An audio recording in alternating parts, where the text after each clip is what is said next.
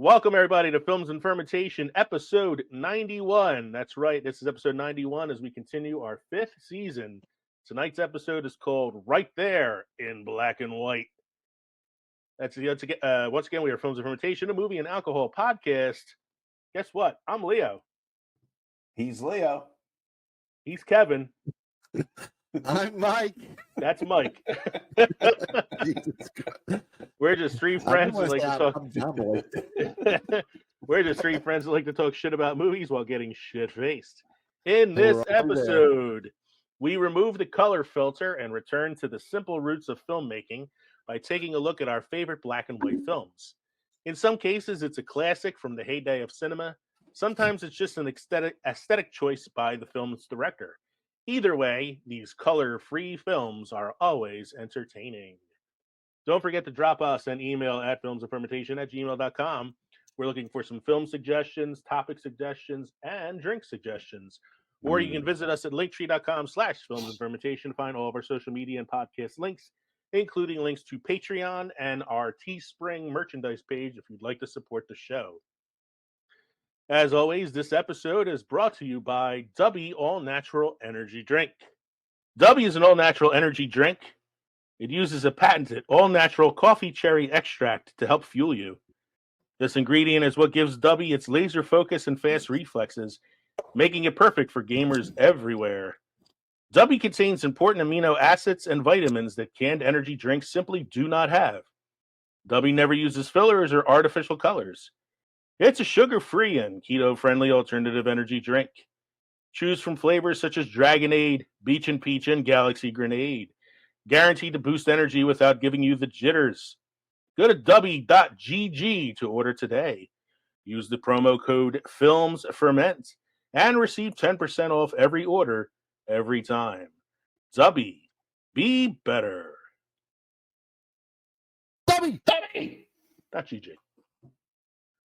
All right, gentlemen, what are we drinking this evening?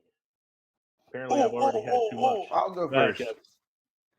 I was given this delightful morsel, which is a little black and a little white. The white, is the marshmallow, and the black would be the chocolate or the beer, as the case may be. This is a s'more stout from Big Muddy Brewing, given to me by my friend Leo here. It is a beer. I'll get more specific in just a second. Well, no, I don't think I can get more specific. It's a stout. It's a s'more stout, and it's 5.5% alcohol by volume. So there we go. Cheers. Cheers. Michael, what do you got going on? So I tried to find something that was topic related. Mm-hmm. And most of the ones that come from movies, black and white movies, one is champagne in it. I'm like, fuck that. So I went with another movie that's not on our list. I went with a movie called Jailhouse Rock with the King Elvis. So I'm having a hound dog. Nice. Peanut butter and pickles hound dog. No, it's not. It's peanut butter whiskey, moonshine, and banana pudding moonshine. Wow. Nice and all alcohol. Nice. Lee, what you got going on there? I was looking through a bunch of different like black and white inspired drinks, and nothing really like stood out to me that much. And I said, you know what? I'm just going to make it easy on myself. I am going to create my own black and white drink. Very simple drink, good drink. I had a long week and I'm really tired. So I said, let me go with a cup of coffee as my black with a shot of Irish cream as my white. Nice.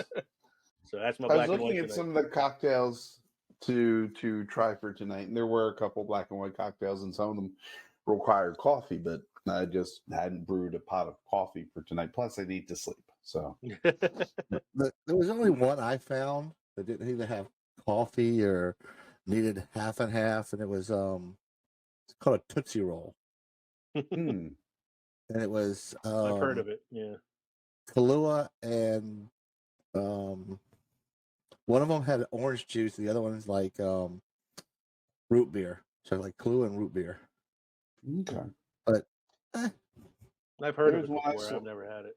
Yeah. There's one I saw that it was the black and white Russian, and it was a mix of the dark rum, a mix of the no, it wasn't a black and white Russian. It was a black and white Italian cookie, which was a mix of dark rum, mix of light rum, heavy cream, whole 9 yards, and I just didn't have it. So I did wasn't see gonna the one. happen. I did see the first one you said. There was the black and white Russian. Mm-hmm. It was basically the two Russian drinks just mixed together. Yeah. And I was like, I didn't really feel like double the vodka. I had really thought about it. I could have done a black and white milkshake and just spiked it. Yeah, that would have been all right. You know, I thought about that too, but I was like, you know what, I really could use a cup of coffee right now. Yeah, I'm drinking my coffee out of my I love you, I know mug that my wife got me, which has a picture of the two of us on the other side dressed like Han and Leia. Aw. Well, since I'm doing Old Smoky, I might as well do it out of my Old Smoky glass. Your old smoky glass.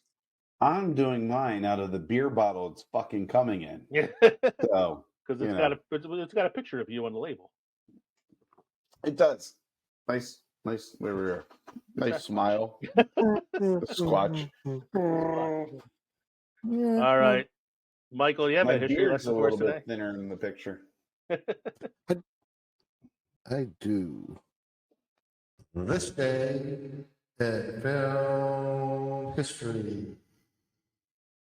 This day in film history in 1961, Walt Disney's animated film 101 Dalmatians, based on the novel by Dottie Smith and directed by Go ahead and Clyde. impress me with your ability to read that Italian name. Geronimo. It's not Geronimo. No, it's not Geronimo. That is Clyde Geronimi. Geronimi. And Hamilton Lusk is released in the U.S. That's actually pronounced Smith. Yeah. Thank you. Yes, 101 Dalmatians. It's a lot of. And it's black dogs. and white. Oh, not really, but it's It's not about black and white. The dogs. All the dogs are black and white. Damn it. What is? Do you guys have an opinion about the live action remake with Glenn Close in the '90s, or the one with Emma Stone? I thought the one with Emma Stone was cleverly done. Mm-hmm. I appreciated that. I watched that with my students, I guess, 2 years ago, and the one with Glenn Close was good. Anything with Glenn, no. Mm. And what's your other one you got there for us, sir? 1970, the dark comedy film MASH, directed by Robert Altman, starring Donald Sutherland and Elliot Gout, was based on a novel by Richard Hooker, premiered. MASH.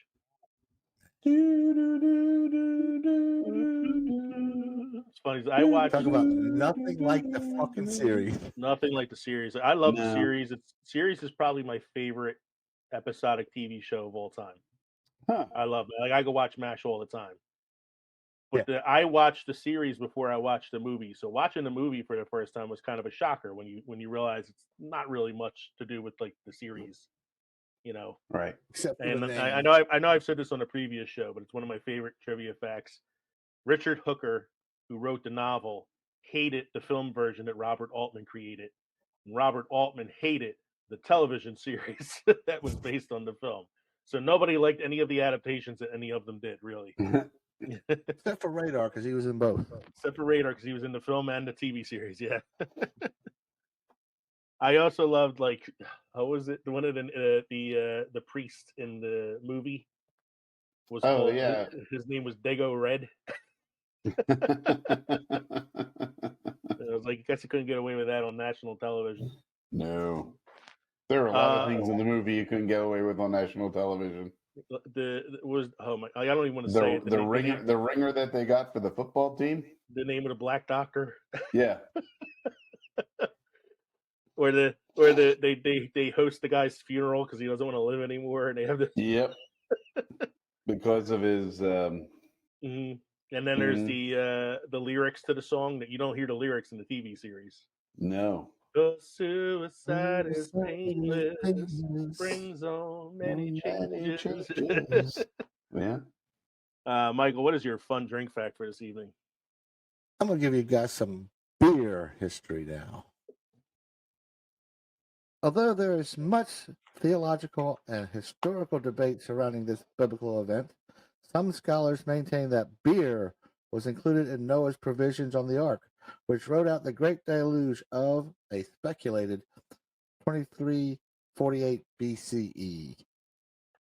Tell you what, if I'm stuck on a boat for 40 days and 40 nights and it's nonstop rain and I got to deal with all this animal shit, plus my family squabbling with each other probably because they're getting tired of looking at each other, I'd make sure I'd have some fucking beer on that ship. I would At too. least some beer. Definitely some damn bourbon. There's a good chance some of those animals are going to turn into a buffet as well. Well, that's why we don't have unicorns. No more unicorns or dinosaurs, or dragons. Eat all the high quality meat first. That's right. All right. Meat. Notes from the last show. This is by far my favorite Glip synopsis of all time. So last week we did most paused moments in cinema.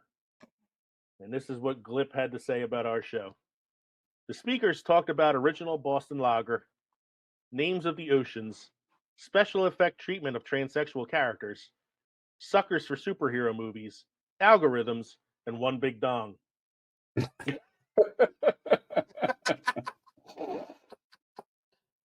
I don't think it was listening close. to the right show. When did we talk about the names of the oceans? When I was talking about the scene that I paused in the Three Stooges movie. Oh, Jesus. And I was mentioning that there was all these different countries and oceans and stuff that they made up for it. I know the superhero movie thing was when Kevin was talking about Batman and DCEU. Yeah. The algorithms had to do with all the weird searches I did for that episode. Yes. We certainly know where the one big dong comes from. Thanks, guys. Thanks. Yeah, the Boston Lager was what Kev was drinking that night. And I don't know, the special effects treatment of transsexual characters is from the previous episode when we were talking about The World According to Garp with Robin Williams. Oh, right. So I don't know how that got kind of brought back again. So it was a big week for award announcements. We have the Oscar nominations as well as the Razzie nominations for this year came out. So let's take a look at, I say we take a look at the Oscars first. So here are this year's Oscar nominations. I was really happy with some of the nominations this year. A, because there were some surprising ones. B, because you had a lot of first timers. And C, it was some movies that I really were hoping would get some nominations. So your best picture nominees are All Quiet on the Western Front, Avatar, The Way of Water, which goes into that whole conspiracy theory thing, Mike. Like, nobody's seen this fucking movie, but it's up for best picture. Fucking movie. Banshees and Sheeran. I started watching that the other night. How much money it's made? I know. Banshees and Sheeran was Colin Farrell and Brendan Gleeson. I started watching it recently. I'm very shocked there was no Ed Sheeran in that movie. Because he's a Banshee of Ed Sheeran. That's right. He's the Banshee of Ed Sheeran. And it seemed like a pretty good movie so far from what I watched. I was nodding off because I was watching it late, so I have to finish watching it. Elvis, Everything Everywhere All at Once, which is by far my favorite movie in this list. The Fabelmans I haven't seen yet, but I really want to see it. Tar, Top Gun Maverick, Triangle of Sadness, and Women Talking. I think from what I've been reading, The Fabelmans sounds like it's probably the front runner. I mean, it's Spielberg. Top Gun Maverick made this list? Top Gun Maverick made this list, yeah. That's like the sentimental favorite, like when The Dark Knight made the list a few years back. Dark Knight, the Dark Knight should have been nominated. This is, I don't know, but Everything Everywhere All at Once is the one I was excited about. Best Director, Martin McDonagh for The Banshees. Daniel Kwan and Daniel Schneihart, who are co-directors for Everything Everywhere All at Once. Spielberg for The Fabelmans, Todd Field for Tar, and Ruben Östlund for Triangle of Sadness. And then your lead actor, Austin Butler for Elvis. He won the Golden Globe, which usually means that he's like sort of the front runner. But I'm really pulling for Brandon Fraser in the Whale. Best lead actress. I love Ana de Armas, but I don't think she has a shot. I would love Michelle Yeoh and Everything Everywhere All at Once, and I would love to see her win it. She's the first Asian actress to be given a Best Actor nomination. Wow. Yeah, but I think from everything I'm reading, it sounds like Cate Blanchett is pretty much got this one locked up. Supporting actor is Brendan Gleeson for The Banshees of Inisherin, Brian Tyree Henry for Causeway, Judd Hirsch for The Fabelmans. Judd Hirsch, his first Oscar nomination, and he's in like his 90s. Barry Keoghan for The Banshees, and Ke Huy Quan, good old short round, got himself a nomination for Everything Everywhere All at Once. Nice. I saw him in an interview the other day, and he goes, I never thought in 40 years in this business I would ever have the adjective Academy Award nominee come before my name. So I'm really enjoying his run right now this year. Yeah. Supporting actress Angela Bassett for Black Panther Wakanda Forever, who is actually the front runner right now. And if she won, not only would she be the first actor nominated for an MCU movie, she'd be the first one to win for an MCU movie. And then I would like to hear Scorsese and Tarantino complain that they're not real cinema. They will anyway. And then you have all your others like cinematography, screenplay, and all that. But I just wanted to look at the top nominees. So some that I'm really excited about, and some that I'm hoping, I really, really hope Kwai Yu Huang wins for Everything Everywhere All at Once. I want to see short round the Oscar winner. Your Razzie noms, which are of course the opposite of the Oscars. Worst picture, Blonde. That's the Marilyn Monroe picture with Ana de Armas. Yeah.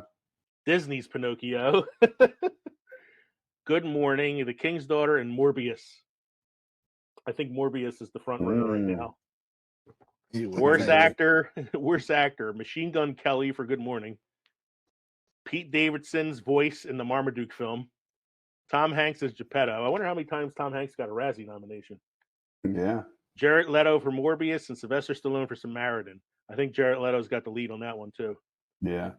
They recently took this girl's name off the worst actress list, Ryan Kiera Armstrong, for the movie Firestarter, because she's only 12 years old. And there was a lot of backlash about them giving a Razzie nomination to a kid. So they took her off the list, and they made an addendum to it saying that nominees from now on will have to be at least 18 years and older.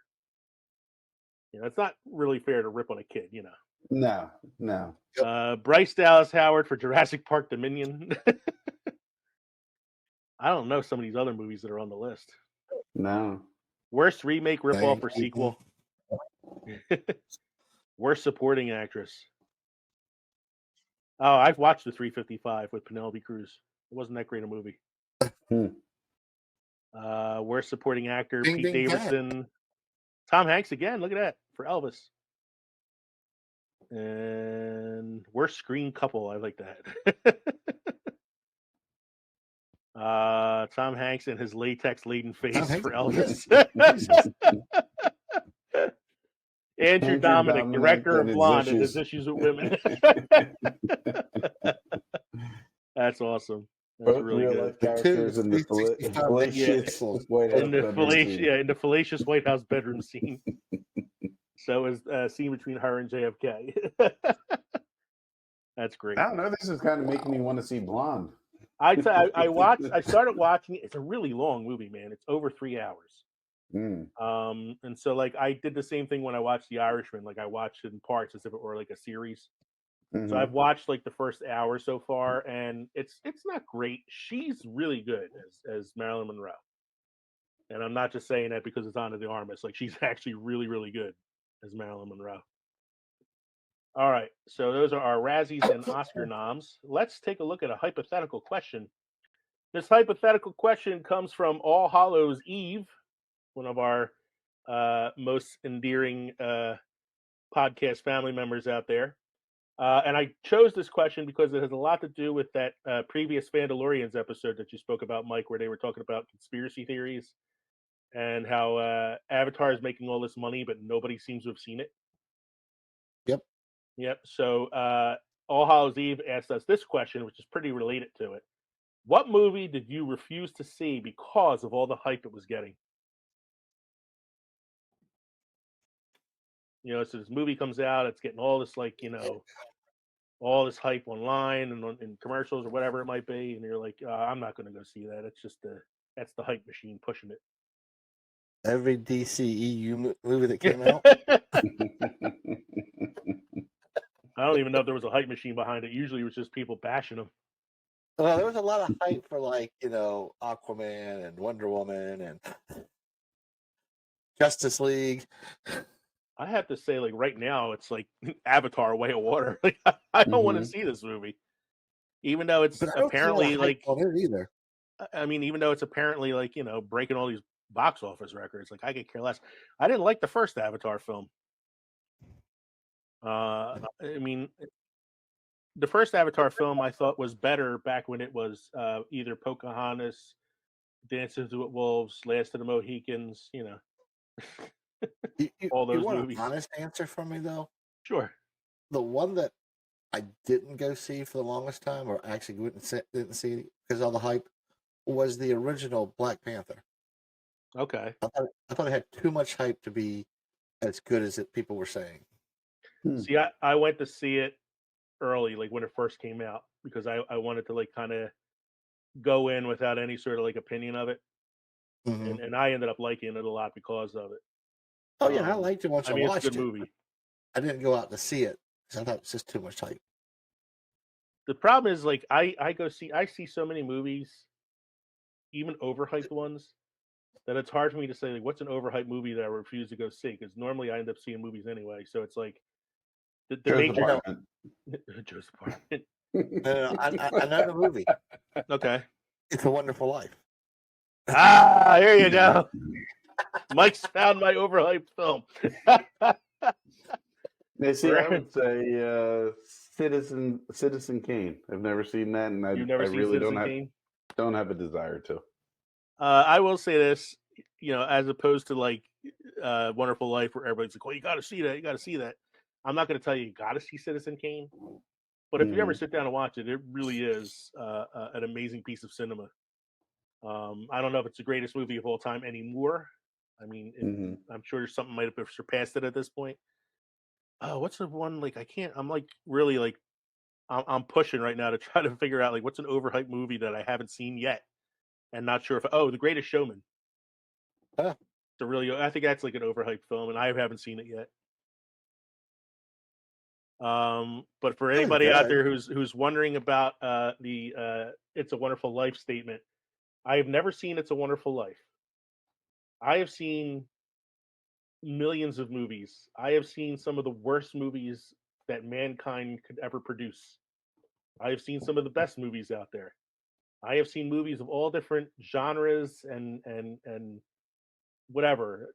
I watch foreign films all the time. I just love movies. I've never seen It's a Wonderful Life. And it's gotten to a point now where I refuse to watch it because whenever somebody says to me, "I can't believe you've never seen that before," it makes me smile. Which is very surprising considering how infatuated you were with Donna Reed. Yeah. Yeah, especially the Donna Reed show. Something about those 1950s housewives, man. All right. Our shout outs this evening are brought to you by the Fandalorians. I'm going to pause for a second so you can listen to this promo from the Fandalorians. Teachers by day, nerds by night. Hello, everybody. Let me ask you a question. When you were a kid, did you ever wonder what teachers talked about in the teacher's lounge? You probably didn't miss much. It's usually boring stuff like grading papers, lesson planning, and then figuring out the new train schedule. Train schedule? Well, I teach in the city. But sometimes, at one of the not-so-cool tables in the back of the teacher's lounge, you might find us, the Fandalorians, teachers by day, nerds by night. My name is Mr. Richardson, and by day, Mr. McDonald, Mr. G, and I teach and inspire America's youth. But by night, we debate, discuss, and argue about all things in the pop culture universe on our podcast. We discuss all the biggest pop culture topics in the world, like Ozark, Stranger Things, The Marvelous Miss Maisel, Marvel, Star Wars, Top Gun Maverick, The Old Man, Bridgerton, you name it, we'll probably discuss it. You guys watch Bridgerton? Yo, season 1 of Bridgerton was awesome. You don't know what you're missing. Since we are teachers, you will always get a ton of background information about our topics and original teacher-themed segments, like our pop culture morning announcements, building meetings, and post-observation reviews of shows and movies. Oh, and arguing. You'll get lots of disagreements and arguing, like way more than I'm comfortable with. You can find us wherever you listen to your podcasts. Just search for The Fandalorians, Teachers by Day, Nerds by Night. Then join us every Monday as we look into the current state of fandom and pop culture. Hey, look, the bell's about to ring. We need to head to the buses. Hopefully we'll see you guys soon. Well, I mean, they're not going to see us because this is a podcast. I know. But they can't even see us when you think about it, so they won't see us either. Oh my God, you know what I meant. It wasn't literal. Just ring the bell. Ring the bell. The Fandalorians, Teachers by Day, Nerds by Night. I hope you listen and subscribe to us soon. I hate you guys. Our shout outs will also include. That's you, Mike. Manic Pixie Weirdo Podcast. Recasted 2.0. Thanks, guys. The Mr. Gentleman podcast. Mr. Gentleman wrote to us on Twitter of our Robin Williams episode. You got to check out Films and Fermentation. They did an amazing episode on Robin Williams. Check them out. Thanks, Mr. Gentleman. We want to give a big shout out to Bar Banter. Space Castle, who's responsible for our logo. Thank you so much, guys. It's awesome. Of course, the founder of our Good Pods podcast group on Twitter, The Wrestling World with Austin Boyer. Want to give a big thank you to We Laughed and We Learned. They also wrote to us on Good Pods, actually. They listened to our Robin Williams episode as well and said, he gave us 3 little heart emojis and said, wonderful tribute. You guys did a great job. Thank you so much for the shout out. We really appreciate it. And we're also thanking the fan in the van down by the river. Thanks, guys. Of course, All Hallows Eve. They have a great show. You guys got to check them out. They're always shouting out to us. They're good people. Stay spooky, my friends. Want to give a shout out to You, Me, and a Movie with Donald. No pizza. Pizza. Thanks to Wrestling Fans in Sight. This is a new podcast on our shout out list. Average Joe Sports Talk Podcast, who recently followed us on our YouTube channel. Nice. People are watching us? Yeah. Give a big shout out to DJ Scoob at The Undiscovered Entrepreneur. And a big thanks to the Voice of Four? Wouldn't it be Voices of Four? Voice of Four, right? Voice of Four. Voice of Four. Right. One voice, but 4. Voice of Four. I listened to DJ Scoob's most recent episode. He had on this gentleman who was who started a bunch of like businesses, and one of his businesses was about augmented reality and virtual reality. And it was a really cool episode. And I reached out to him about it because it's something I try to use at school a lot because that type of learning helps the students that I teach. And he said he would be nice enough to give me that guy's information if I wanted to talk to him. So thank you to DJ Scoob for being a good guy like that. Our main good guy. Our main segment this evening, of course, is brought to you by Newsly. Newsly is an all-in-one audio super app for iOS and Android. It picks up the most trending articles on the web on topics you choose at any given moment and reads them to you in a natural human voice. For the first time ever, the entire web becomes listenable, all in one place. Follow any topic from sports, tech, business, science, even Bitcoin. It will find you the latest articles and read them to you aloud. And they have podcasts as well. Explore trending podcasts from over 80 countries. Our podcast is there too. Download and use Newsly for free now from www.newsly.me or from the link in the description, and use the promo code ANDFERMENT to receive a 1-month free premium subscription. Stop scrolling. Start listening. Newsly. Got me. Just asking. So our main segment this evening is black and white films. Black and white and red all over. So how should we do this? Should we go through each of our lists, or do we want to do like back and forth and go with one on mine, one on yours? Let's do back and forth. Yeah. Okay. So with my list, I decided to start. Before we do the list, I'm going to show that clip I showed you guys last week from that movie.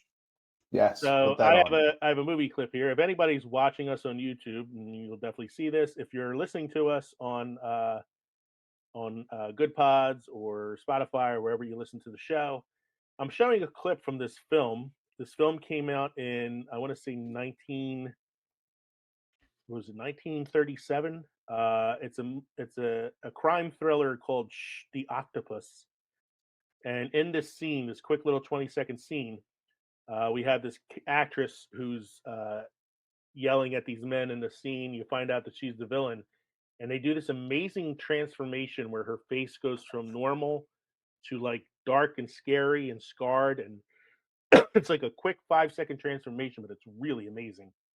So I'm going to share my screen so I can show our viewers this clip here because it's pretty cool. Let me bring this up here, and let me bring this video up. And you don't have to really worry about the sound too much. It's more about the visual here, but I'll kind of describe what's happening. We got this lady fighting with these men, and then she's laughing, and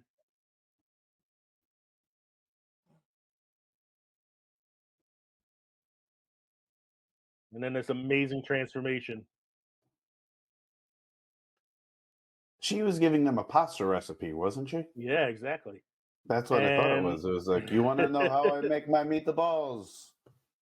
And the thing that's amazing about it is it's and this is why it's one of the things I like about black and white films is some people knock them for being like old or whatever, but that special effect in that scene where she transforms suddenly was done using special makeup and lighting effects that can only be done with black and white film.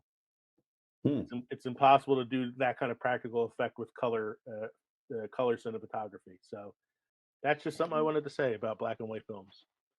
So the first movie on my list I did mine in order from oldest to most recent. And the first one on my list is a silent film from 1927 called Metropolis.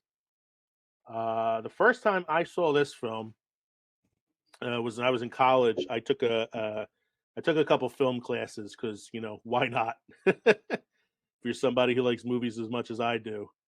And I was amazed by this because it's a silent film, as I said, 1927, in a futuristic city sharply divided between the working class and the city planners.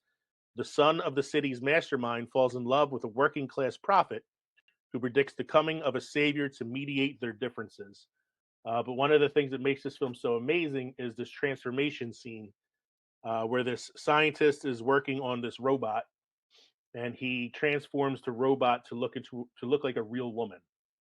And the special effects on the transformation scene are amazing for a film from 1927 that's also a silent picture. So I'm going to share my screen again just so I can show this real quick. Tell me if you guys can see the video. Yes.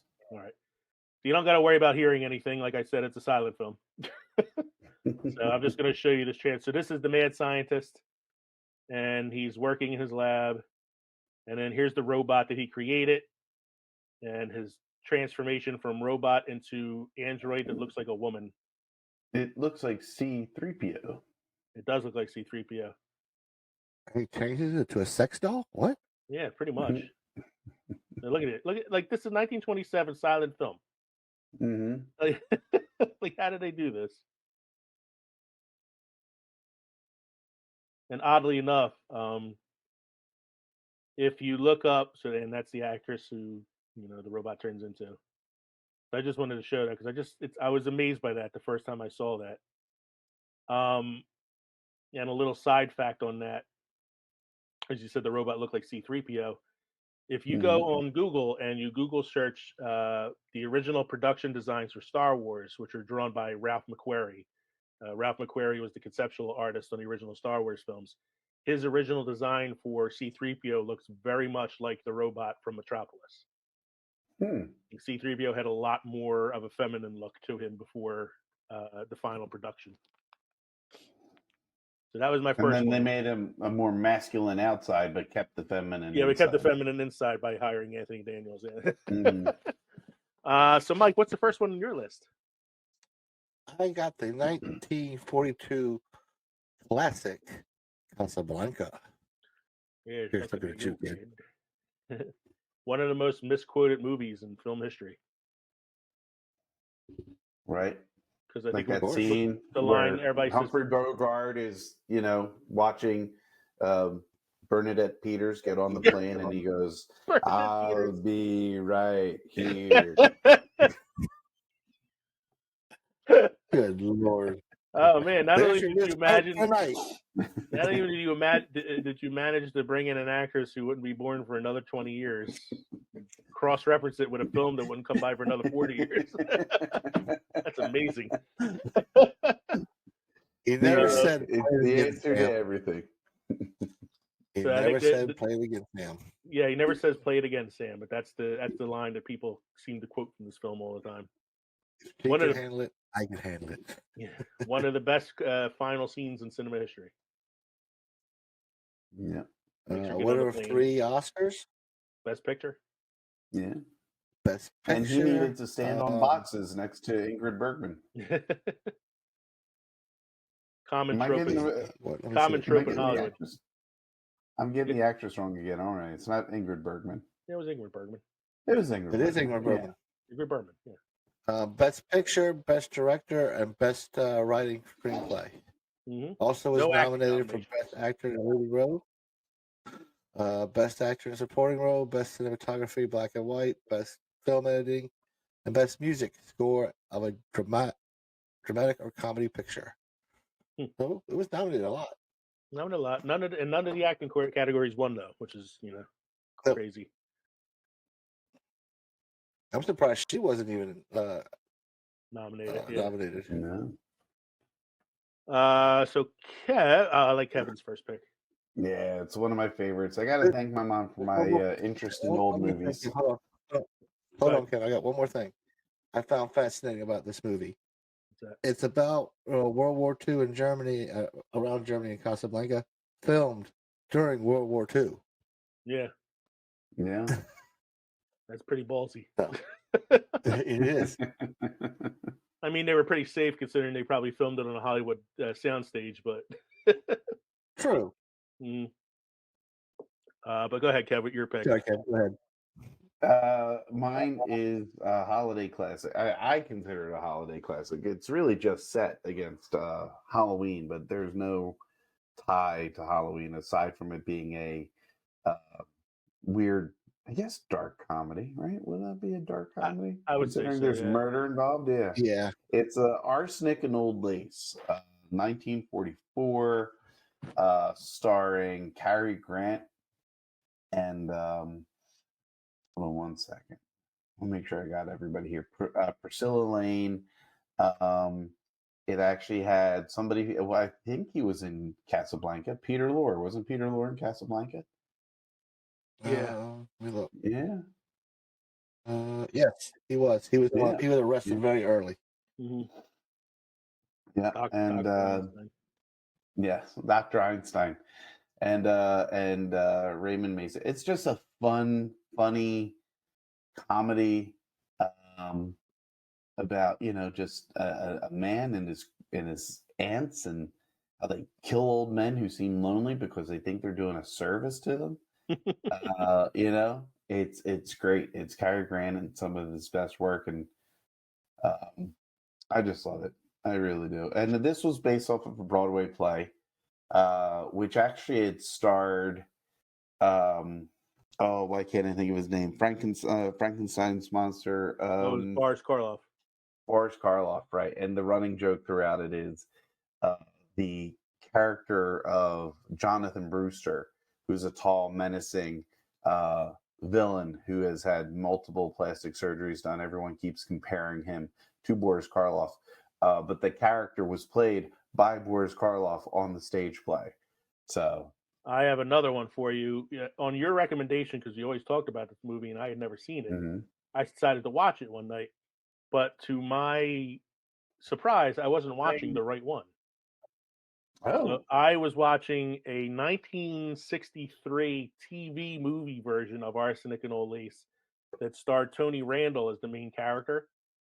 But funnily enough, starred Boris Karloff as the character that's constantly mistaken for Boris Karloff, which I thought was really good. And it was odd because the movie came out in 1963. It was a TV film, but looked worse than the movie that came out in 1947. Like this movie was so grainy, it could have came out in 1927. Like it was old looking. So I still have yet to see the actual Cary Grant version.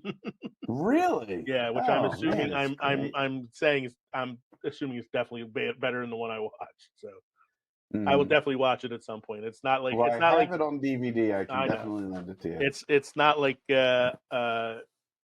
It's a Wonderful Life where it's just a matter of principle at this time that I don't watch it, but I will definitely check this out. Your hatred for Jimmy Stewart. Nobody hates Jimmy Stewart. Nobody hates Jimmy Stewart. That's like hating Tom Hanks. Yeah. So the next one on my list, God, I love this movie. It's so weird. This one came out in 1932. It's one of the early talkie films. It's called Freaks by Todd Browning. Circus's beautiful trapeze artist agrees to marry the leader of the sideshow performers, but his deformed friends discover she's only marrying him for his inheritance money. And the thing that makes this film so crazy is that it actually stars real sideshow performers from 1932, including 3 people with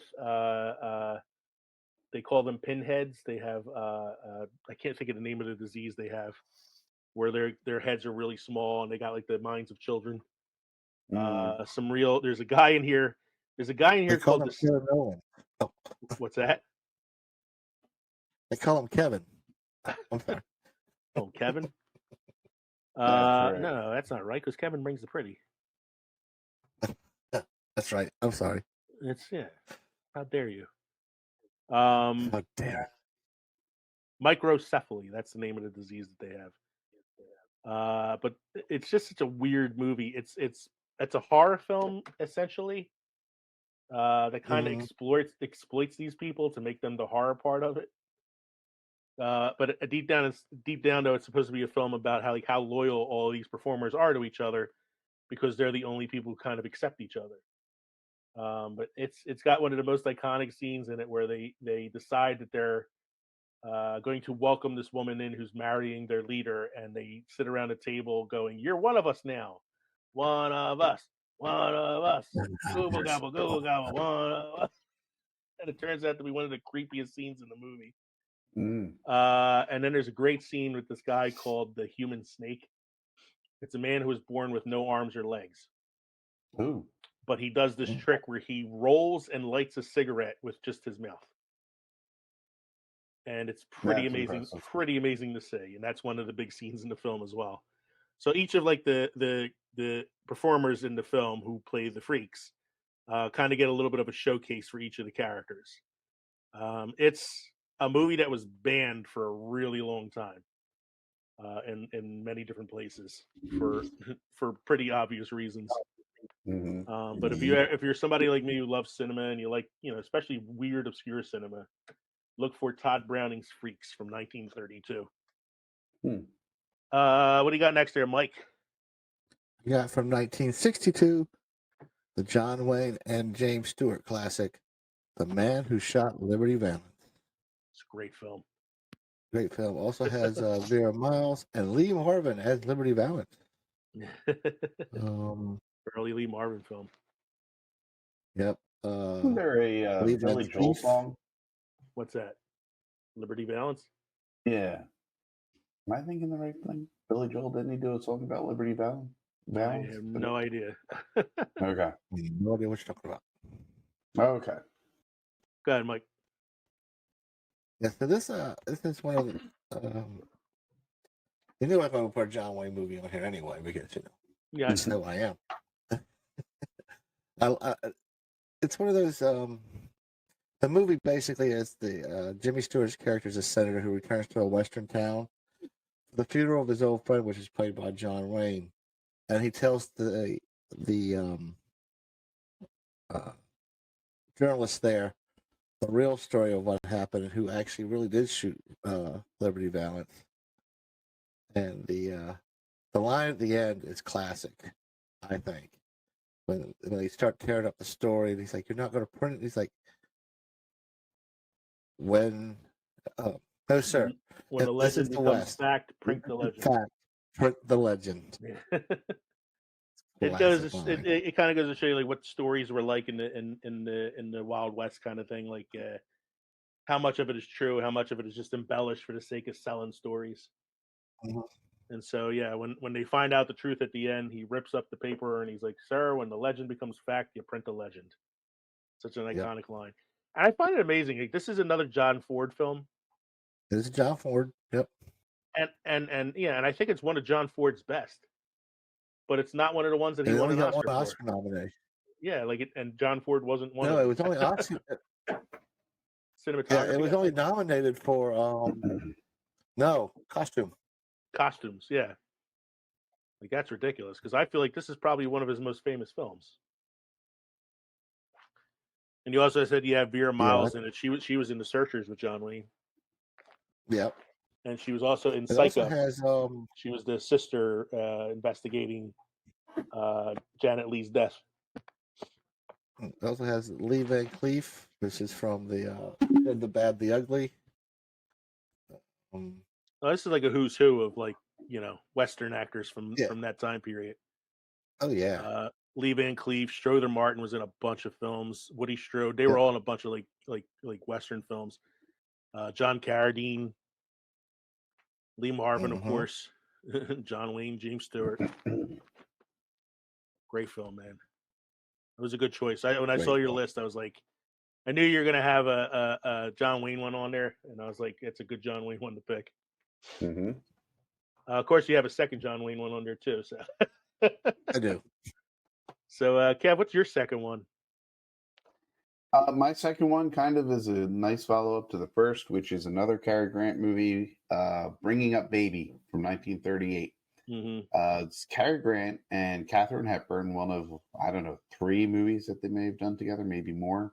Yeah, they did, what did they do? Fair to Remember.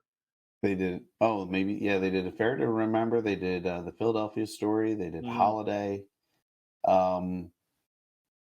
So this is pretty much just a really uptight, serious paleontologist played by Cary Grant, who is, engaged to another very serious, uptight scientist. And there's this whole situation around this dinosaur bone that he's supposed to collect. Somehow gets intertwined with Katharine Hepburn's character, who's Liberty Gibbet. She's kind of like, what's the word I'm thinking of here? She's flighty. Yeah, flighty, free spirit, but then the relationship between them, though, it's the little oh God, come on, think of it. They're at each other's throats through most of it, they end up falling in love with each other, and it's a funny movie. They remade it in a different way back in the 1970s, and they made it What's Up, Doc, with Barbara Streisand. And this is just a favorite of mine. It's the better of the two. Yeah. And you left out the best part. That baby is a tiger. Baby is a tiger. Baby is a leopard. A leopard. Actually. I'm sorry. Bringing up baby. Baby is a leopard. Bringing up baby. Baby's a leopard, and it's a pet to Katharine Hepburn's character, and a loon. They do the they do the loon noise. I'm looking at the silent trailer playing on IMDb right now. There's the funny scene where he's wearing her robe. Yes. Bringing up, I haven't watched this one in a really long time. Oh, it's a very good movie. It's funny because I talked to Megan about what we were doing this week, and she said, "Well, do you want to watch the Philadelphia Story?" And I was like, "Okay, and that was okay too. That was pretty funny at times." And I was like, "Oh, this just reminded me of bringing up Baby." I'm like, "I got to show that to Megan." So the next one on my list is one of my all-time favorite films. I mean, this film is damn near perfect. It's from 1951. Of course, it's the 1951, the original version, not the weird ass CGI version starring Keanu Reeves and Will Smith's son. This is The Day the Earth Stood Still from 1951.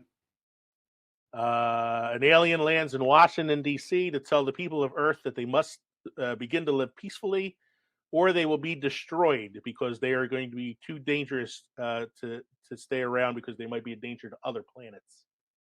It's a early 1950s like anti-nuclear war film, basically, saying you must surrender your weapons, surrender your warlike ways, or we're going to wipe you out for the betterment of the rest of the universe. Early films that make make us that the humans are the pests of the universe. Stars we can't argue with that. Stars Michael Rennie as Klaatu, Patricia Neal as the Earth Woman that he befriends. He befriends her and her son. Then there's the wily old crazy Professor Bernhardt, played by Sam Jaffe, who he befriends in order to get him to help him to be able to speak to all the world's leaders. You got the big old robot Gort, who is the protector of Klaatu and his spaceship. And you get one of my favorite gibberish lines of all time, Klaatu Verata Nikto, which is the command to tell Gort not to just wipe everybody the fuck out. which was then reused in Army of Darkness with Bruce Campbell as the words he uses to create his magic spell. Klaatu Verata Nikto. This movie's awesome. I can't say enough about this film. It's great acting, really cool special effects for an early film, a great message. It's not very flashy. There's not a lot of, there's a few action scenes in it, but nothing like over the top.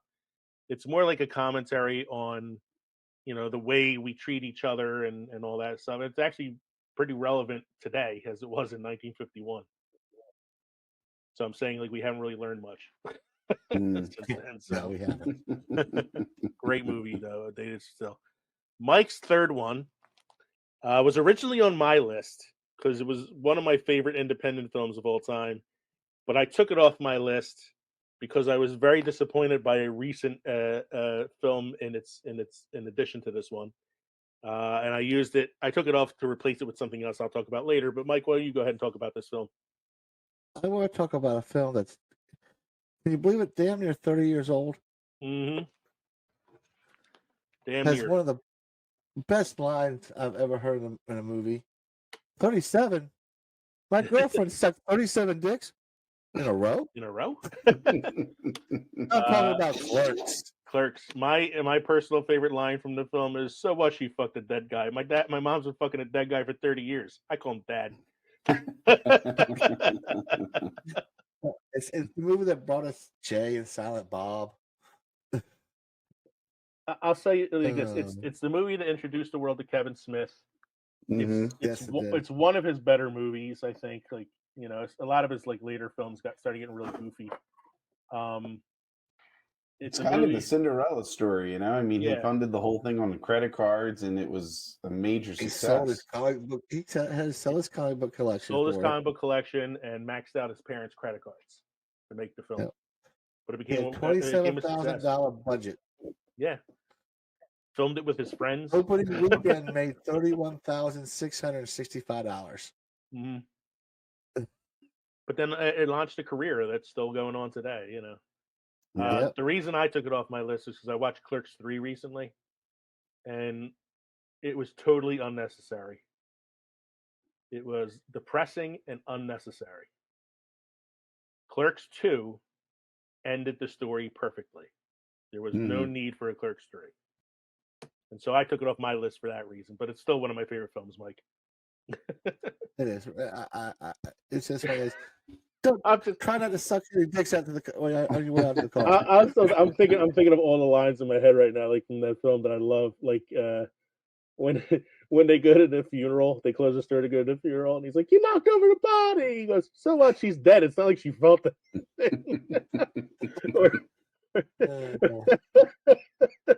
Jay and Silent Bob are sitting outside, and they do a quick cut, and it's like one of those if you blink you miss it scenes, and he's like, "I don't care if she's my cousin or not. I'm gonna knock them boots tonight." Or my personal favorite, "You're a sexy man, Silent Bob. I'm gonna like line you up with 5 other dudes and make like a circus seal." Then you got Silent Bob's only line. What's that? Oh, Silent Bob's only line. Bob's only line. You know, there's a million fine-looking women in the world, dude, but they don't all bring you lasagna at work. Most of them just cheat on you. Oh man, it's such a funny movie. It's a good one. And then there's the ongoing line. I'm not even supposed to be here. You're supposed to be here today. You sound like an asshole. You buckle like a belt. And the whole conversation about the workers on the Death Star. The Death Star. You know, yeah. As it blew They were up. independent contractors. They knew what they were getting into. He's talking to the woman about the guy that's like sitting there looking at all like the eggs and stuff. And she says, "Oh, I've seen this before. They call it shell shock. It usually happens to high school guidance counselors." And they're like, "Why?" You're like, "Well, if you had a job as useless as his, wouldn't you go crazy?" She goes, "It's good to have a job that means something, gentlemen. That's why I manually masturbate animals for artificial insemination." Oh God. It's such a crazy movie. It's so funny. It is. Kev, what's your third one there? I don't know. I'm getting tired. I don't know. It's Dr. Strangelove, or How I Learned to Stop Worrying and Love the Bomb, starring Peter Sellers and George C. Scott, done in 1964. It's a classic brought to us by Stanley Kubrick. It was a quirky movie. I hadn't watched it until much later in life, like within the past 2 or 3 years. But I thought it was really good. I really thought Peter Sellers did a fantastic job portraying 3 different characters within the movie. And George C. Scott in a role that I wasn't used to seeing him in, a slightly comedic role. So you know? I read in the background there because he didn't want to play it comedically. He wanted to be very serious. So Kubrick would let him act out the scenes how he wants it. And then he would tell him, "Okay, now act out the scene the way I'm telling you to act out the scene." And so he would record the way he wanted him to do it and then use that cut and not tell him that he didn't record the way he wanted to do it. Like he kind of had to trick him into being comedic. You got Sterling Hayden as one of the generals. He's actually the cop in the Godfather that Michael Corleone kills. Yeah. I also like the sudden James Earl Jones on the fighter jet. Yeah, kind of like comes out of nowhere.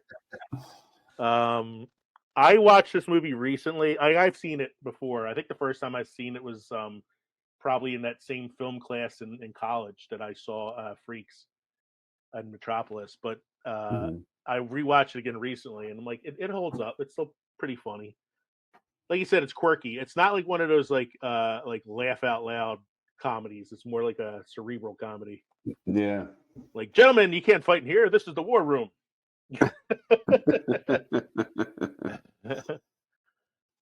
Slim Pickens riding that bomb. Yeah.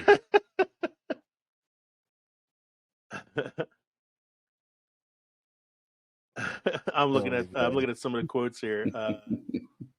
The one where he like goes, "Mein Führer, I can walk," and he stands up out of the wheelchair. It was a mistake.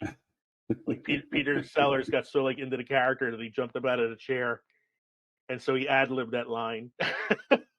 and Kubrick thought it was great, so he left it in. Yeah, it's a strange movie, Dr. Strangelove. Dr. Strangelove. If you're somebody who is a Kubrick purist and you want to see all the Kubrick films, definitely got to make sure that's on the list. So I like that the film led to an actual changes in policy to ensure that the events depicted could never really occur. Yeah, because it's like basically they don't have a plan in place to do anything. So it's like it's a rogue general who's like, nope, I'm going to bomb Russia and we'll just get our shit over with. How often can you say that a satirical film made the government rethink its policies? Yeah. So I took Clerks off my list because I was like, I can't believe I didn't have this one on there in the first place, but I replaced it with 1974 Mel Brooks classic, Young Frankenstein. Nice. A movie that Wilder and Brooks had to fight with the studio to make it black and white. The studio didn't want to do black and white. They didn't think it would sell. Wilder was like, the whole point is that it's a homage to these old Universal monster films. Like, it needs to be in black and white. And it ended up being a hit. So, who was smarter there? Obviously not the studios. Following in its grandfather's footsteps. Footsteps. Another highly quotable film. You must be Frederick Frankenstein? Frankenstein?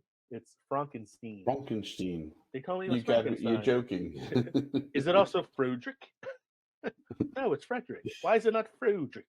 You must be Igor. No, it's Igor. Igor. No, it's Igor. No, it's Igor. They told me it was Igor. Well, they were wrong then, weren't they?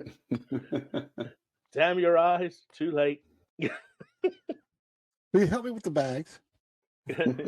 You take the blonde. I'll take the one in the turban. One of my favorite scenes in that film is when he locks himself in the cell with the monster after they recapture him. And he's like, no matter what I say, no matter what I do, do not unlock this door. And then he finally gets, he gets scared. He runs to the door and he's like, open up this door. I'm going to kill you. God damn it, Jesus Christ. Can't you guys take a joke? Hey, good looking. And then the monster goes, huh? Great film, man. Great performance from Peter Boyle as the monster. And there's always the question. Yeah. If the monster got your brain, what did you get from the monster? Oh, sweet mystery of life, alas, I found you. Oh, you're just like all the other guys, 7 or 8 quick ones, and you're off to brag about it with the bullshit. I thought about this the other day. I was when I watched the trailer for History of the World Part 2, the Hulu series. Yep. I was trying to think of some of my favorite quotes and scenes and stuff from History of the World Part 1. And honest to God, every single scene that Madeline Kahn is in is a fucking classic scene. There is not one scene that Madeline Kahn's in History of the World that I don't laugh at. No. Would you guys step on the same feet at the same time? My tits are falling off. And it continues in Young Frankenstein too. Like, she's amazing in every scene she's in. I love the scene with Gene Hackman, of course, as the blind man. A scene that he did uncredited because he happened to be in the studio, and Mel Brooks asked him if he would, like to do this cameo performance. Gene Hackman had never done comedy before, so he decided he'd give it a shot. And it turns into a classic comedy scene that ends with the line, "I was going to make espresso," which Gene Hackman actually ad-libbed on the spot. Great scene, man. Great movie. You have next on yours there, Mike? I have A Hard Day's Night from 1964. Yes. The Beatles. Nice. Pretty much a 2-hour long music video for the whole album. Yeah. Well, it was nominated for an Oscar. It was. I think it was nominated for 2. Go back to it. It's it's one of those. It's weird because it's kind of like almost like a mockumentary kind of thing, like Spinal Tap. Yeah. Whereas like you're following the Beatles, but there's comedy to it. There's comedy to it. There's like nominated weird hijinks for Best Writing, Story and Screenplay written directly for screen, and Best Music scoring of music and adaptation. Yeah. Of course, it's for best music. Jesus Christ, think about the Beatles. it. Yeah, The Beatles. But like you said, it's supposed to be like a documentary, but there is a script. Because it is filmed to be sort of like a comedy. It's a good. I like that. Sort of a storyline to it. Mm-hmm. Sort of. What's One better? of my favorite scenes is where Go ahead, I'm listening.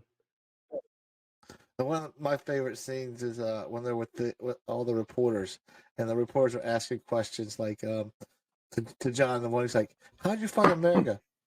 Turned left at Greenland. Or to Paul, "Do you often see your father?" "No, actually, we're just good friends." Which is better, Mike? That was Paul's answer to every question. "No, actually, we're just good friends." Hard Day's Night, Help, or Yellow Submarine? Hard Day's Night. I think I'd have to agree. Help is really weird. Help is like the Beatles doing a Monkees movie. Which is weird because the Monkees are doing Beatles movies. Yeah. And then Whale Submarine is there's not enough acid in the world. There are drugs. There are drugs. Hard Day's Night by far, yeah. I love that movie. Kev, what's your next one there? My next one is a silent movie from 2011, 2012? Mm-hmm. 2000, yes. It's The Artist, which had starred Jean Desjardins. Jean Desjardins, Berenice Bejo, and John Goodman, but it also had other big names in it, like James Cromwell, Penelope Ann Miller, Malcolm McDowell, Missy Pyle. You guys all remember Missy Pyle. Yeah, I remember her from Dodgeball playing. Yes. She was Stelnoshkovich Davidovici. And it was interesting. I saw this in the theater. A friend of mine wanted to see what all the hubbub was about. It's a musical silent film, Mm-hmm. Interesting. I understand why they didn't pursue it, like they didn't continue, because I think it was just an homage to the silent films of the 1920s and 30s. Yeah. So I got a new answer to the question, what's an overhyped movie that I refuse to see? The Artist. The Artist. I mean, I've seen it since it came out on video, but I didn't go to the theater to see it. Right. So let me ask you this question, Kev. It won the Oscar for Best Picture that year. Mm-hmm. It was up against these other films: The Descendants, which starred George Clooney, Extremely Loud and Incredibly Close, which was a 9/11 film. With Tom Hanks. Hanks. The Help with Emma Stone and Octavia Butler. Hugo, which was a Martin Scorsese film. Midnight in Paris. Right. Moneyball. The Tree of Life and War Horse. Did The Artist deserve Best Picture?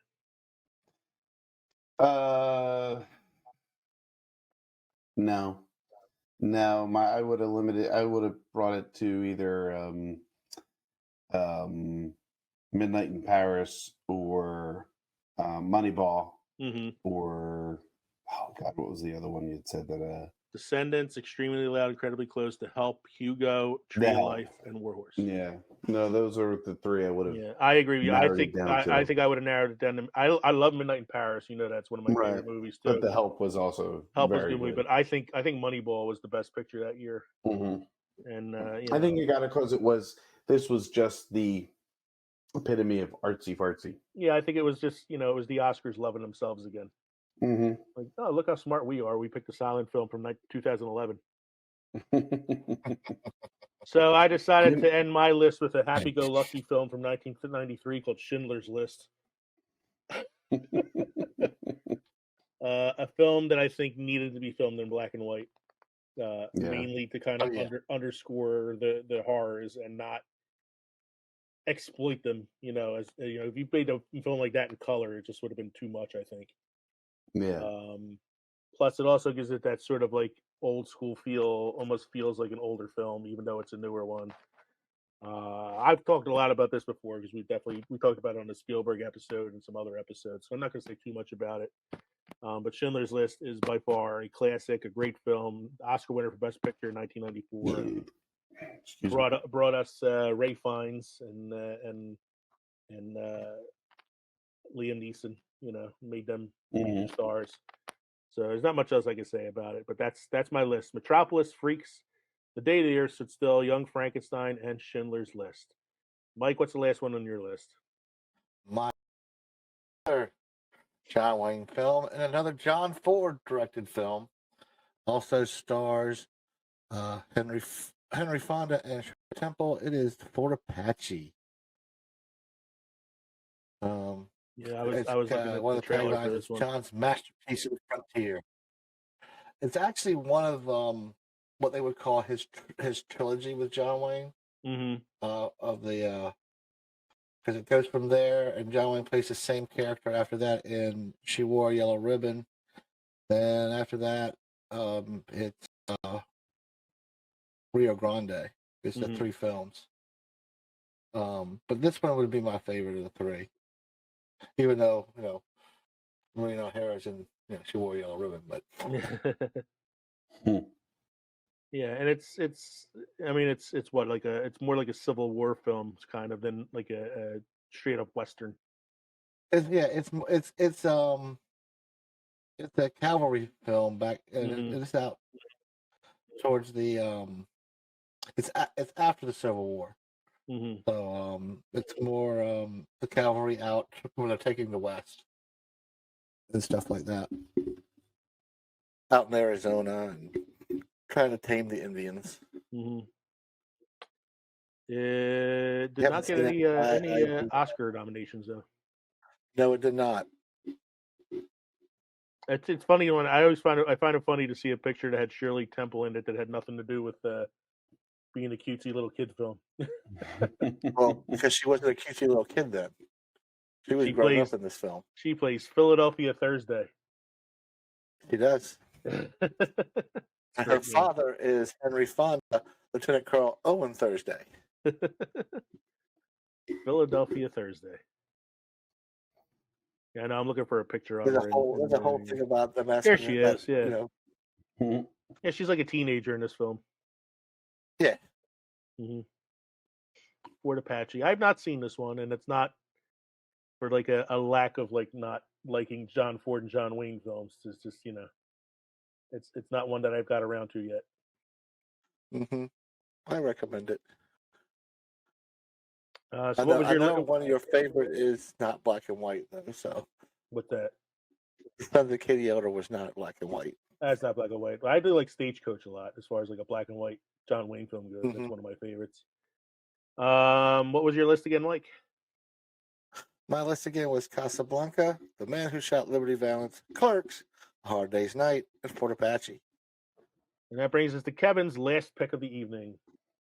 Yes, and not that I struggled, but I really wanted to kind of diversify my list, so I looked for something else that was more recent, and I recalled that Marvel produced Werewolf by Night for Disney Plus. That came out beginning of October, which it's a story that follows a lycanthrope superhero who fights evil using the abilities given to him by a curse brought on by his bloodline.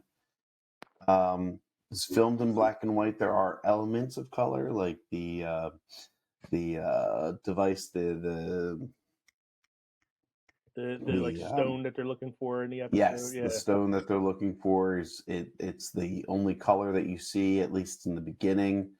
The whole movie continues in black and white until probably the very end, in which it changes. It kind of does a little,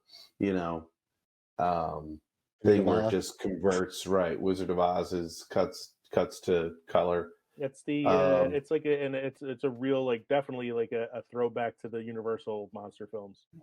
Yes. I can tell you this about it: we need more Ted. Yeah, need a little more Ted. I was angry at myself for not thinking of this one, because that was I did a mini pod on it because I thought it was such a good film.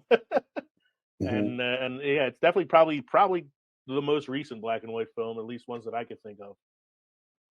I mean, there was that film Roma on Netflix a couple years ago, which was black and white. What were you gonna say, Kevin? I was going to say it's actually directed by Michael Giacchino, who I know as just a composer of music. He's done lots of compositions, but I was surprised to see his directing chops, and they were really, really good. This was, I think it was his debut, directorial debut. Yeah. So what was your list again? So my list was Arsenic and Old Lace, Bringing Up Baby, Dr. Strangelove, The Artist, and Werewolf by Night. So for you people listening out there, obviously you can see that we didn't go with like a list of like greatest black and white films. We picked our own personal favorites for this list, and I think it was a lot of fun that way, doing it like that. Yeah, I did throw in an my one honorable thing mention was- though. Go ahead, Mike. That's it. My one thing was trying to get a list together that not all of us would have the same movies, because a lot of times the three of us like the same movies, especially since it's a smaller category of black and white movies. So I thought it made it a little more challenging to make sure we didn't all get the same movie. And like I said, I eliminated a couple from my list because I wanted to make room for other ones. So it was like, it was, you had to kind of think about this a little bit. I did throw in there an honorable mention for the opening and closing sequences of The Wizard of Oz. Yeah, classic black and white cinema with this amazing Technicolor added into the middle of it, which was very inventive for 1939.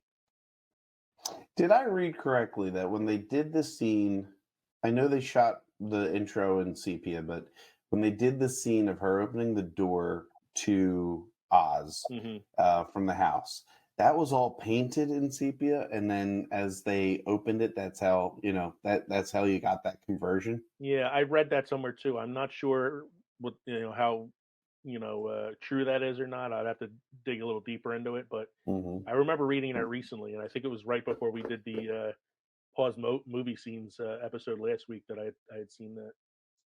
I'll have to look it up and see if that's really true or not. Mike, Abe, any closing alcohol knowledge for us this evening? I got some beer trivia for you. A ripe banana contains as much alcohol as many beer legally classified as non-alcoholic, up to 0.5% by volume. Nice. Start eating some more ripe bananas. Yeah. Anybody have any final thoughts on their drinks this evening? My s'more stout was delicious, and I moved on to the last Sam Adams Jacko Pumpkin Ale I had in my fridge, and that was also delicious. Mike?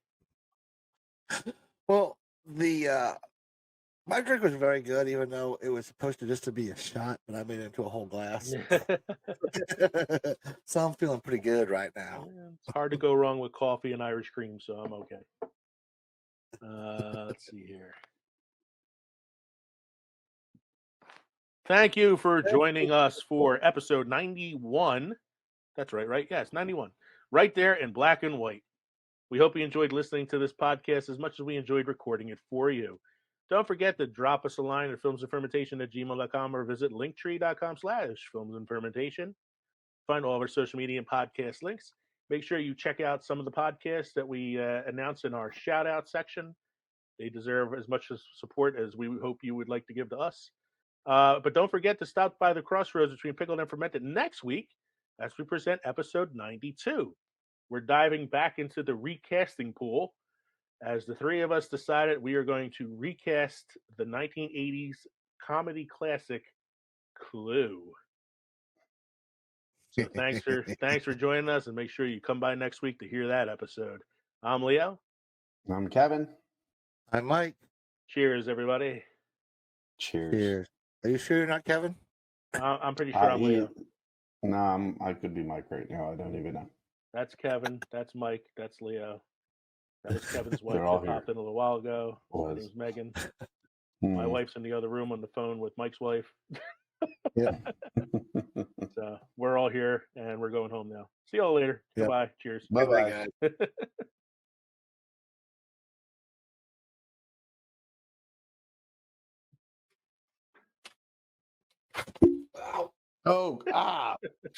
Oh, my head. Jesus. What?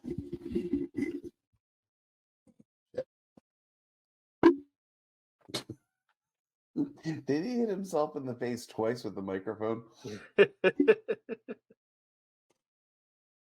Oh. Right there, Mike. Yeah, I was just doing other things while I was waiting for you guys. Do a little painting. Oh, what'd you paint? D&D characters. Ah, okay. I was just guessing that. Yep. I thought it was a little sailboat on the water. No. Sailboats. No. Did you guys like it if I did a live COVID test on the Oh, Jesus. Why do you think you have Problems? COVID? There's so I got a bit of a head cold, but it's everybody at work. Yeah. Like a lot of people at work have dropped like flies, and it's like, I don't know. Well, I don't feel it's like going through the COVID. Philadelphia school district. You Yeah. can. We can say it's an unprecedented moment in podcast history as we have our first live COVID test. Because I don't want to go crazy with it. I read the first 3 questions and went, are we doing it like, Ghostbusters? That's what I Do was you thinking when I was reading it. When I was writing it, I was like, "Wow, it sounds like the Ghostbusters commercial." Do you enjoy movies? Do you enjoy adult television? Don't wait another minute. Call us now. We're the Ghostbusters. Do you enjoy adult beverages? Do you Yeah. enjoy adult movies? Oh, feel Have you free ever- to Not adult movies. adult movies. Do you enjoy adult movies? Do you enjoy kids' beverages? With that scene from Airplane when the kid was up in the cockpit with Roger. Tell me, Timmy, have you ever sat on a grown man's lap? Speaking about adult movies, Lee, Uh-huh. you're a cryptologist, right? I'm a A what? cryptologist. Yeah, cryptozoologist. Yeah. So I was listening to which one? I think it was. Oh, it was All Hallows Eve, one of their older ones, and they did cryptos or Yeah. cryptids, and one was called the Yukon Beaver Eater. That does sound like an adult film. Yeah. Well, he's also going through. He goes, yeah, they would go by and they would flip up their houses and eat the exposed beaver. And they spend the rest of the night picking the hair out of their teeth. Wow, we didn't even start the show yet. We're already off the rails. That's pretty good. That's a record for us. It's been a long week. It's Cocaine Yeah. Bear.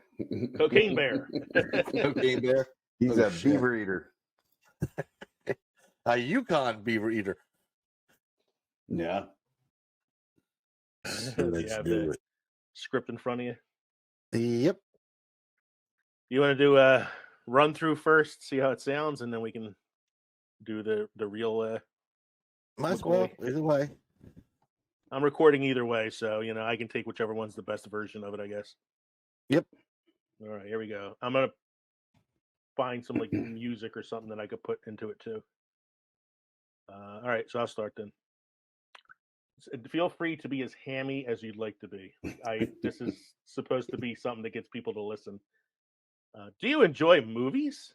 Do you enjoy adult beverages? Do you enjoy conversations that could go off the rails at any second? If you said yes to any of these questions, then you should check out the Films and Fermentation podcast. I'm Leo.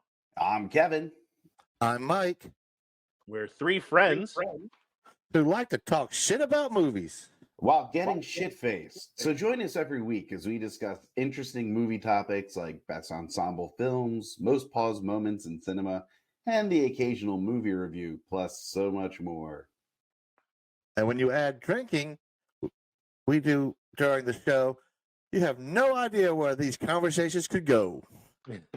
You can find us on Spotify, Apple Podcasts, Good Pods, YouTube, or wherever you go to listen to your shows.